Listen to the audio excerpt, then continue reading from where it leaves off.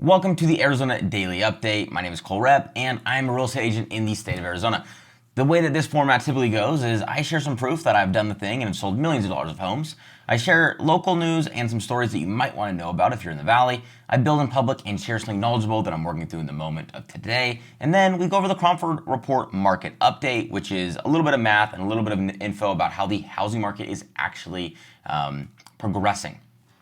So first off, I'm going to double check here. I am recording. Perfect. So proof, I'm going to go over this real quick. If this is your first video, myself and my business partner have done over 600 transactions. You can see here are some of the listings that we have active right now. We have a luxury rental as well. And here are the sold data. Our names are mostly unique to the area, his specifically. Templeton Walker's not a name you see very often, neither is Repp. So if you'd like to look up the information yourself and see it online, it's all public information, and we'd be happy for you to do so. We do a lot of off-market fix and flips, and we also do a lot of deals for other fix and flippers. So this one is Sonic or Sanuk. You can see here my business partner purchased it in this entity here for 1.5, and this was the entity that ended up being flipped in and sold for 2.6. Then this one right here, TPC, Waste Management Open on 79th Street. This is the settlement statement, another one of his entities here, sold for 1.3. So here is some proof that we do the thing, and we actively are doing the thing. Now let's get into some of the news. So the first story today is Phoenix pursues deal with Mortensen for prime desert land development. This is going to be in that North Scottsdale area, and it is millions of square foot of new commercial development could rise in Phoenix. The city of Phoenix is pursuing development agreement with Minnesota-based real estate developer Mortensen for site of prime desert land formerly eyed by the Phoenix Coyotes for proposed hockey arena, which we know is no longer going to happen. Paying $136 million for 217-acre site located west of North Scottsdale Road and North Loop 101. Mortensen's plans for overall site include 5 million square foot of commercial space. For those of you unfamiliar of what 5 million square foot looks like, I have laid it out for you. If you'd like it measured in chilies, 5 million square foot is 1,000 chilies. Or, for all you American patriots out there, it is 8 football stadiums on average. So 5 million square foot, it's kind of a big deal.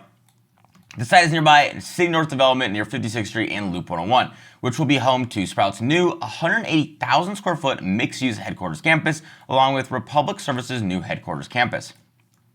This site is going to be pretty big. There should be some office space, no less than 350,000 square feet. There's also going to be, which I already got there, and it says some required infrastructure improvement include a $30 million contribution to Maricopa County's Paradise Ridge Wash Mitigation Project. The $30 million will allow the project to start and remove 1,000 acres of land from the floodplain and make sure it's better suited for development. This is a fairly big story, as this is a massive plot of land and a very hot area in general. So we'll see how this progresses over time. 1,000 chilies, it's no joke. Next up, we have a $61 million traffic mess coming to downtown Mesa.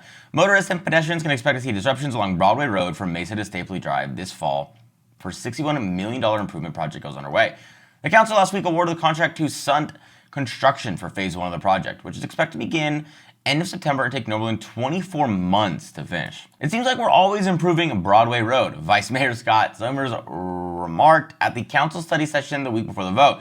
The city is reconstructing a 1.5-mile segment of Broadway with a new 6-foot wide sidewalks, ADA ramps, traffic signals, pedestrian hybrid beacons, storm drain, street lighting, 7 bus shelter replacements, bike lanes, and landscaping. All things that it seems like the area should have already had, but the downtown area is a little bit older. This is an area that is getting a lot of love recently, and downtown Mesa is starting to become a really cool place again. It's always been unique with its own city and culture, but they are doing more and more to improve it, and we could not be happier. The next story we have is The Flame, which sounds super sexy. New sculpture on display in Scottsdale called The Flame. If you've spent time walking around downtown Scottsdale, you may have noticed a giant sculpture out to the new boutique hotel called the Remy. The Flame is a 17-foot tall sculpture by internationally acclaimed South African artist Daneil Popper. Artiste. Daneil Popper right here, and some of his art you can see here. Very cool statues that he's done in the past, and he is a fantastic artist. Man, I have way more tabs open than I thought I did, huh? Today's Haboob season, by the way, which I've been doing flight tracker. Oh, my session timed out. I have gotten a lot of flights that were going through the Haboob, super interesting. They almost all got redirected to Vegas or Tucson. Total side tangent. If I was on one of those flights and I got redirected from, let's say, Atlanta to Phoenix, and all of a sudden I ended up in Vegas or Tucson, Arizona, I'll be honest, one of those places is better, but I wouldn't want to be at either. I don't know. It's a Monday.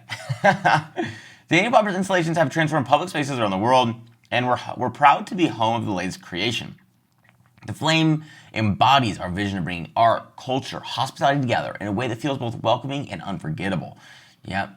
You know, when I see the Remy and I see that statue, I go, this is both welcoming and unforgettable. You're kidding me. Thank God that this statue is here. The hotel is super cool as well. You can see some photos here. It is a Japanese kind of themed boutique hotel. Very cool. I'm not anti-art. I just think these articles and the wording is funny. This is a very cool statue to have. Next up, we have downtown Chandler to host the first Rocktoberfest with beer, brats, and bands. In the Dr. A.J. Chandler Park East, Santa Brewing Company and Huss Brewing Company are partnering to host the first Rocktoberfest in downtown Chandler this fall, the company announced. The two-day event combines Oktoberfest traditions with rock and roll with a blend of live music, craft beer, and competition. Oktoberfest will take place, again, like I said, Dr. Alexander Jonathan Chandler Park East. Yeah, I know its full government name. From 4:30 p.m. to 10 p.m. on Friday the 3rd and noon to 10 p.m. Saturday, October 4th. Here is the lineup for the bands. I, for one, love the name Red Hot Cholo Peppers. That is awesome. In addition to entertainment, there'll also be games and contests with festival goers to take part in, including wiener dog races, brat eating contests, cake stacking, and stein holding.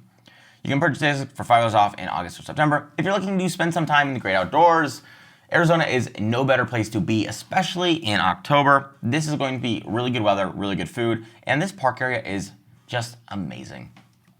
Lastly here, I do have some building in public that we'll share, but we later in the week when we have a little bit slower news cycle. Today we want to go over the Cronford Report, which I didn't do any videos over the weekend, which we are working on that for now. We are every day, Monday through Friday. Our update is 78.1, so a little less movement over the weekend, but we are continuing to rise. When you start to add these up and you see that we are at 76.8, now we're at 78.1, small improvements every single day. Imagine this 6 months from now if it continues on this pace. We're going to be in a bit of a seller's market. This is the daily update as well from the Cronford Report. This is from Michael Orr himself. He is looking at listings under contract compared weekly, Greater Phoenix ARMLS residential data. He says the typical 30-year mortgage rate is down to 6.52%. That is not exactly low, but it is definitely better for buyers than 7% or higher, which is where they were at the start of the year. In the context of long-term interest rates, it could definitely be considered better than normal. The long-term median since 1971 is 7.3%. For the years 1971 to mid-1993, the typical 30-year fixed mortgage was never below 7%. So those grumbling about how unfavorable the housing market is today should remember that it's not exactly easy for their parents and their grandparents either. Of course, the prices were lower, but this is something I discussed in one of my other daily updates. I said these rates are historically average where we are today, even though it feels exhaustive because the number was at 2 to 3 to 4 to 5% when we got lucky during COVID. We're comparing to something that is historical low, and it's almost never happened before in the history of time, to what we are at today, which is just average. Whether we like it or not, that's a whole other story, but we're not in, the doomsday spot that we thought we were at the beginning of the rate increase around, I want to say it was 2022, towards the second half of the year on Q2, Q3.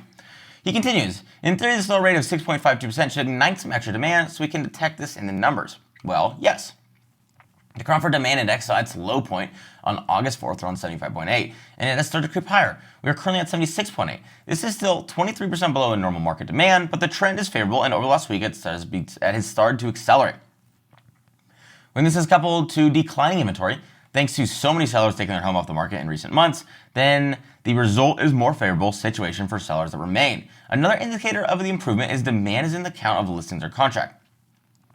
7 weeks ago, we were below 2024 levels, but now we are up by 6.9%.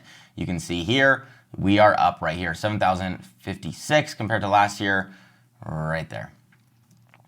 He continues, this is almost enough to get us back into the 2023 line, but not quite. The gap between 2024 and 2025 is favorable and widening. Let us be thankful. So he's mentioning that the market is improving, rates are still higher than we would like, but they are better than the average, and we are starting to see some improvement. Some sellers are giving up, which means the sellers that are still in the market are getting less supply, which is helping them, and demand is upticking as well with these rates slowly ticking down. So it's an interesting spot regardless. The market is starting to improve. It's still far too early to say what's going to happen. I, for one, thought we would have a crash by the time this year, which has not been the case. I am both thankful and upset. As a non-homeowner, I am upset, but as a human, I am thankful. So we will see what the update is in for us in store tomorrow. Welcome back to the Daily Arizona Updates. If you have a question or anything, comment down below. If you are looking to buy or sell in Arizona, I would love to help you. You can use my contact information down below. We would love to help you solve this residential retail problem that is the market and get you the best deal, whether you're a buyer or a seller. Alrighty, thanks for watching. Peace.